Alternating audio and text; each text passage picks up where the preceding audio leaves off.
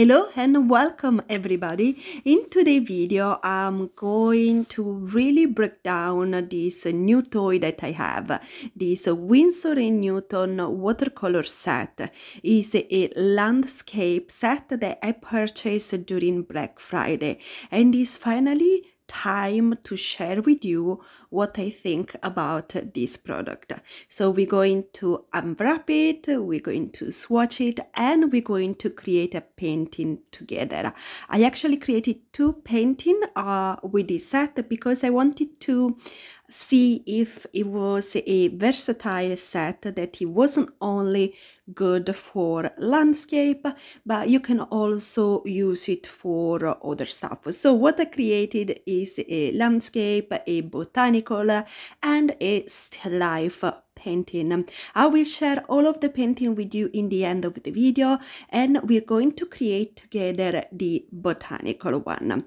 But first, a little bit of swatching while I'll tell you a bit about this set. This set comes with a travel brush with 8 COTMAN half pans and with 4 extra space for you to add more paint if you like to add to this set.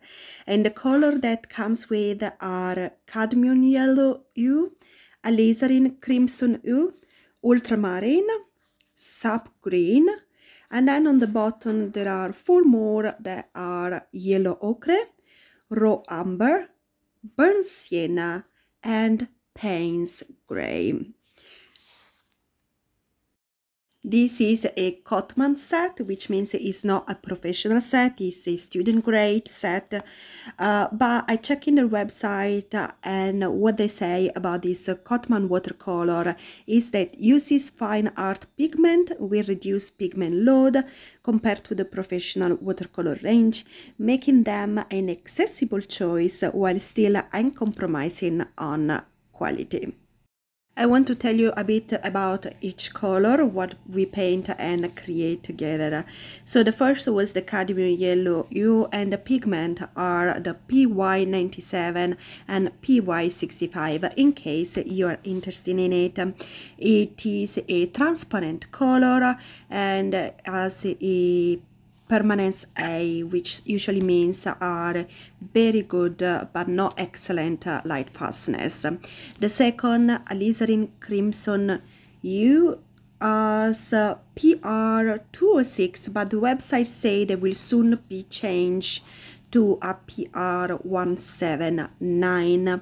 It's also a transparent pigment. It has an excellent light fastness. Here in the painting, I try to use for the first time my super giant brush that I also purchased in Black Friday deal, and clearly this was the first attempt. I still have to familiarize with it, and I will make a video about it. But yeah, I use it to create the background and have some interesting mix it on the back.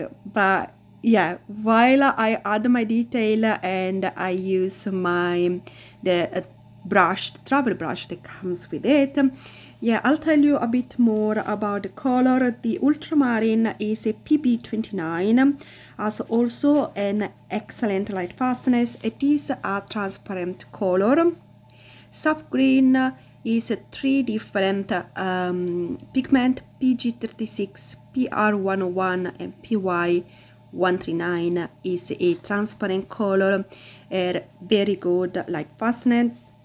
Yellow ochre, PY42, is an opaque color, and you can clearly see right here, I've been using the yellow ochre before, and is really opaque, and it has an excellent light fastness. This is the yellow ochre right here. Then we have a raw amber. Pigment information is PBR7. PY42 is a transparent color and also excellent in light fastness.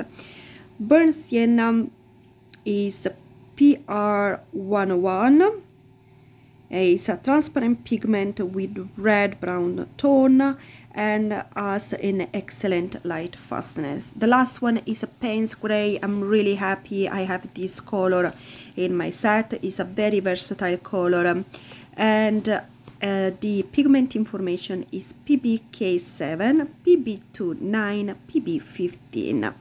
It's a dark blue gray, it's transparent, and is very good when it comes to light fastness. Now let me share my experience with this paint. I do like to make multiple painting because this is the way I actually understand a bit more of the paint and if it's good quality or not, and if it suits my needs or not. These paints activate super quickly. You don't really need to pre-wet them. They activate very fast. They re-wet beautifully. Also, you can see that the color spread very easily on the paper, but when it comes to really spreading, you do need to add a lot of water, in my opinion. It's not one of those paint that it will just spread around. It will do a little bit, but I saw other brands do much better. So if you're expecting a color selection that it will just blend into each other and spread into each other, this may not be the set for you, at least in my opinion, but it could be also the paper I'm using or the amount of water I'm using.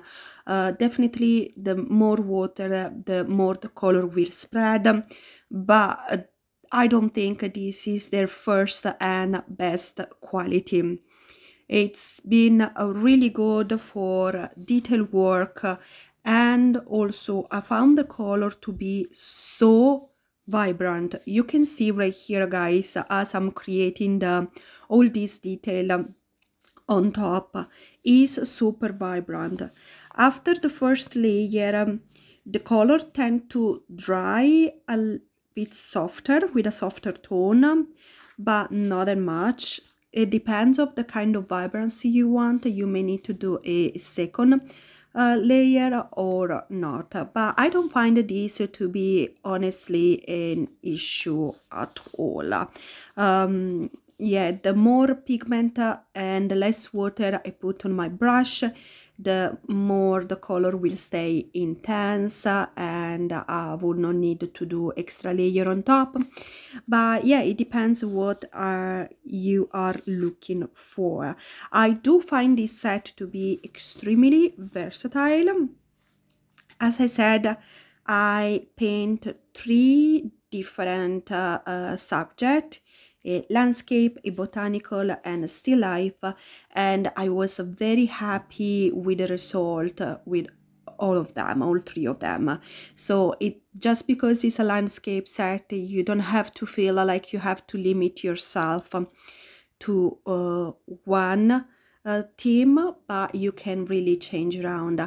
And there are 8 colors, but you can mix them together very nicely and create an array of extra mixing and extra color. So I am personally very happy with this set, and I will keep using it. I think it's really good for even use it at home if you just want not too much choice of color, you just want it to get it done, but also for travel it's amazing. The brush set that comes with it, it works super well. It works more for detail, of course. If you want to work a larger area background, you have to take another brush with you. This will definitely makes your life much harder. But look what a beautiful color I just mixed on the side. Honestly, you can create a beautiful range of color with this small set, and I do love that it has 4 more pocket on the side for you to add your favorite color in this set as well if you want to. Now the pans, they come off. They are not stick to the base. So you either put maybe a double-sided tape on the base just to make sure it's sticking down, or use it at home, or make sure you're aware of it so you keep it lying flat, because otherwise they will end up all over the floor. And yeah, I'm just mainly use it at home, so I don't mind. Make sure to remember to open it side up, and that's it. Also, the back of the front of this tin don't lay flat.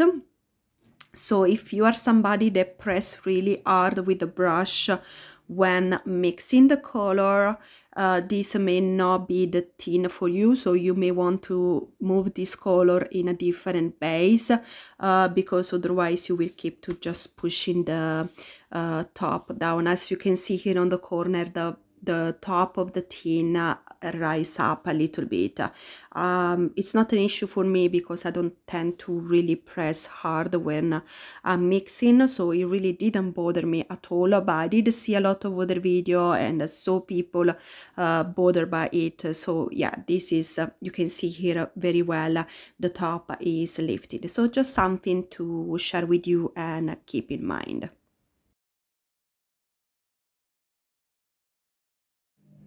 This is the first one I created, and is a landscape. This is not my favorite painting, but what I like a lot is the sky. I use a different brush, and I really love how the color mix into each other. So I do love this painting a lot for the sky. And yeah, then I think like I just rush a little bit through it, so I think it's pretty, and yes, definitely a different style. Not my favorite, but the color performed really well. This is the second one that we created together. A bit less impressed with the background. As I said, I tried that giant brush, and I need to figure that out. This is how the color dry. I did add on top a little bit of the white gouache because I wanted a light, and I don't have a white in the set, so I add a little bit of gouache. Here I smudge a little bit, you can see, but no big deal. The third one is still life. Food. And here I actually spread a lot of the color. I let it mix into each other, and I had a lot of water added to it. So if you have a lot of water as base, it will mix into each other and merge and into each other. But you really need to work for it. I think the spreading of the color is not as easily achieved. And I create the background later on, so afterwards, so it's not perfect. But yeah, I'm really happy how it came out. And by letting it spread, there was too much water, and so as it dry a bit lighter and softer. So I had a second layer on top, but yeah, also very happy how this came out. I don't do still life a lot, but I find it very pretty. So guys, let me know which one of these three paintings is your favorite from today's video down in the comment. And if you haven't already, subscribe to my channel and leave me a like. I'm sorry the mess. I will see you at the next video. Bye guys.